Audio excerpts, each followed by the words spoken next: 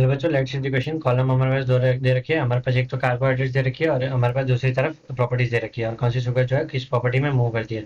सबसे पहले हमारे पास दे रखा है मेल्टोज। ये जो हमारा होता है डाइसेक्राइड होता है। डाइसेक्राइड में इसकी यूनिट्स होती है ग्लूकोज। ग्लूकोज की 2 यूनिट से हमारे जो है माल्टोज बनता है। ठीक है।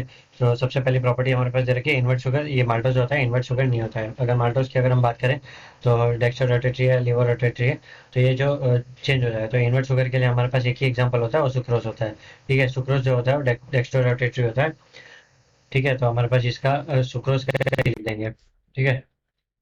तो माल्टोज का जो है ऑप्टिकल रोटेशन जो है चेंज हो जाती है, तो उसकी वजह से सुक्रोज को जो है हम इन्वर्ट शुगर बोलते हैं, और माल्टोज जो हमारा इन्वर्ट शुगर नहीं है। तो पी से मैच नहीं करेगा। फिर रिड्यूसिंग शुगर, माल्टोज जो है रिड्यूसिंग शुगर है, क्योंकि रिड्यूसिंग शुगर का मतलब है कि कोई भी कार्बोहाइड्रेट जो है उसके अंदर अगर एनोमेरिक कार्बन है। एनोमेरिक मतलब यहाँ पे जो इसमें ओ एच ग्रुप प्रेजेंट है और जो हमारे पास फ्री है, तो उसको हम बोलते हैं रिड्यूसिंग शुगर बोलेंगे। तो हमारे पास इसमें जब ग्लाइकोसिडिक लिंकेज जो होती है हमारी C1C4, उसको बोलते हैं ग्लाइकोसिडिक लिंकेज।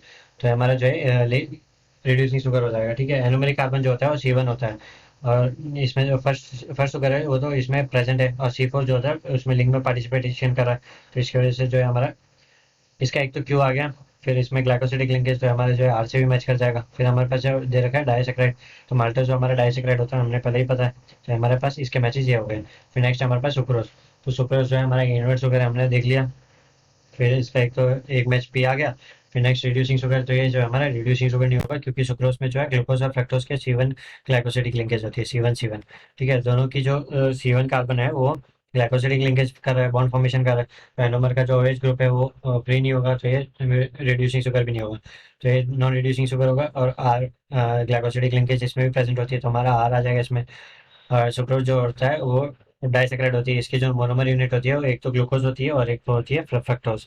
ठीक है। इन दोनों की यूनिट मिल करके जो हमारा फ्रक्टोज बनता है। फिर नेक्स्ट हमारे पास लैक्टोज। ये हमारा डाइसेक्राइड होता है, एक में एक इसमें होता है ग्लूकोज और गैलेक्टोज। ठीक है। तो ये हमारा जो है इन्वर्ट शुगर की अगर हम इसकी बात करें तो ये इन्वर्ट शुगर नहीं है, क्योंकि इसमें C1C4 ग्लाइकोसिडिक लिंकेज होती है।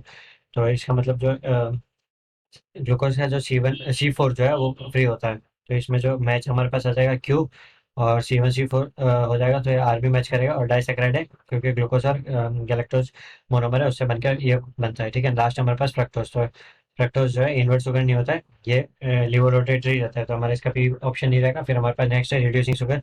इसमें क्या होता है फ्रक्टोज में कि हमारा मोनोमर ये जो होता है मोनोसेक्राइड होता है। तो मोनोसेक्राइड जो किसी के साथ बाइंड ही नहीं कर रहा होता है, तो ये इसका एनोमर कार्बन जो होता है वो फ्री होगा।